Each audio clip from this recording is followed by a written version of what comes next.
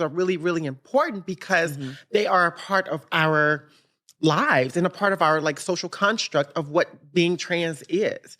And it broke my heart to see a lot of backlash because I was actually one of the ones that defended Laith. And I remember like ISIS and a few other people defended him or whatever because there were a lot of trans men that were kind of coming out, particularly non-Black or non-POC trans men. Always the first one to attack. That had a lot to say about that. And I was I have a comment to come right after this. Yeah. And I was just like, but y'all are kind of missing the point because that's kind of one of the best ways you can explain it and be able to get what they're talking about. Now that language to some trans men, again, I'm not a trans man. We talk about this every episode. Now, I can understand it being a little triggering because, you know, the vocabulary is still forming and we're trying to do our best, but you're not going to be able to please everyone. You can't. And I didn't think Laith got that fair justice when that came about. But I can say as a trans sister, I learned. And it did make some kind of impact. Yeah, and I did have, on the other hand, I think it's not so far removed from our own experience because the trans male experience where it says they're socialized female, that is no different than the way that cisgender women view trans women saying, oh, we were socialized as male, you don't know a woman's struggle. When really, we were femmes. Like, I wasn't invited to the reindeer games. I wasn't invited to the boys' sleepover. I wasn't allowed to play with, Billy and Johnny because they didn't want to play with me. And I couldn't figure out why no one wanted to play with me but the girls. And so it's, and I liked playing with the girls. It was fine. But, like, you try to fit in as best you can. And the more you try to fit in, the more ostracized you are, the more bullied you are, the more called out you are because they know you're not like them. They know it. And that's why when people are like, oh, kids don't know what they are. Yes, we do. Yeah. Yes, we do. And I'm not saying kids are going to get surgeries because they are not. Fully, they're not. It's not legal. The percentage is not. It's like people, like, I need to say that from me too. I know y'all can't know. Even afford it when they're 18 plus. You think these kids are doing it? It's like one or two kids in history. And they make old documentary. Yeah, they're like, the government's paying for their sexual reassignment surgery at 5. I'm like, that has never happened in the history of the world.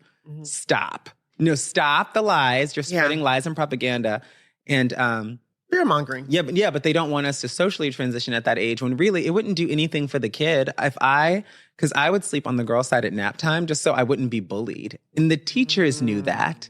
And so it's like, you clearly saw something was different about me. I was feminine and you should have just leaned into it. Yeah. Because look what happened. Nothing changed. Fabulous. Nothing changed. Yeah, no, but it didn't get any more masculine, y'all. So it's like, you're fighting something just because you don't like it versus it just being in front of your face and you believing what it is.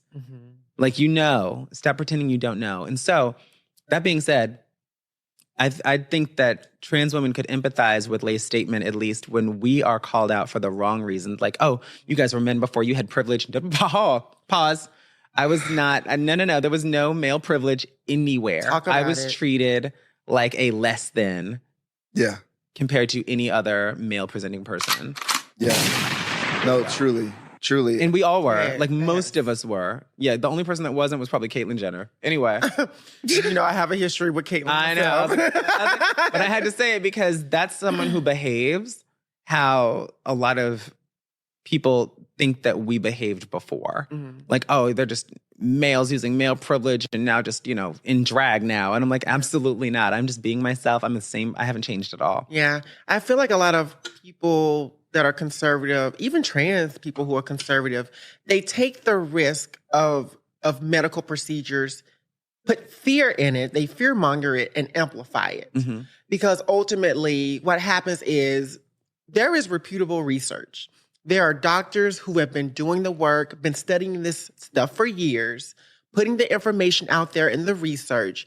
And then you have people, and I am going to name drop because it's an opinion show. You have people like Buck Angel that take risk of certain medical situations, fear monger it, and amplify it into a platform. And then you have these followers to make that YouTube money. Yeah, somebody needs to make that to make your quick YouTube money or whatever. But then you're developing an audience of other trans, and I'm not going to put non-binary people in it. You're developing an audience of other trans people that fortify it because you've allowed them the permission to come in and to amplify you.